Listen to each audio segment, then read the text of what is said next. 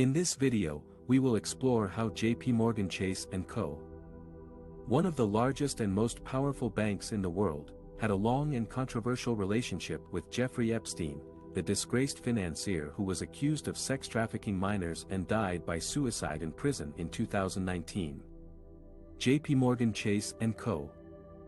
has claimed that it severed its ties with Epstein in 2013, after he was convicted of soliciting prostitution from a minor in 2008. However, new evidence suggests that the bank's involvement with Epstein was deeper and more extensive than it has admitted, and that it continued to meet with him and benefit from his business even after his conviction. One of the key figures in this story is Mary Erdoes, a top lieutenant to JPMorgan CEO Jamie Dimon and the head of the bank's asset and wealth management division. Erdoes made 2 trips to Epstein's townhouse on Manhattan's Upper East Side, in 2011 and 2013, when Epstein was still a client of the bank, according to people familiar with the matter. She also exchanged dozens of emails with him and discussed sharing with him fees related to a charitable fund the bank was considering launching. Erdoes was not the only JPMorgan executive who maintained contact with Epstein after his conviction. According to internal emails and memos filed as exhibits in a lawsuit against the bank, several other senior bankers were aware of and concerned about the bank's relationship with Epstein as early as 2006. The bank's rapid response team issued a memo in October 2006 saying that Epstein had banking, asset and credit accounts with balances that amounted to $32 million, and that he made cash withdrawals of $40,000 to $80,000 multiple times a month.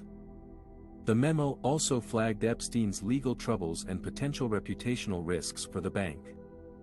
Despite these red flags, JPMorgan continued to do business with Epstein for years, allegedly turning a blind eye to his conduct and failing to report suspicious activity in his accounts. The bank is now facing 2 lawsuits that accuse it of knowingly benefiting from Epstein's sex trafficking operation. One lawsuit was filed by the Virgin Islands, where Epstein owned a private island and allegedly abused dozens of girls.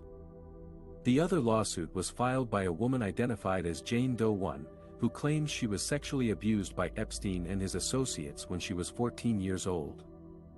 Both lawsuits allege that JPMorgan enabled and facilitated Epstein's crimes by providing him with financial services, access to influential clients, and legitimacy in the eyes of the public.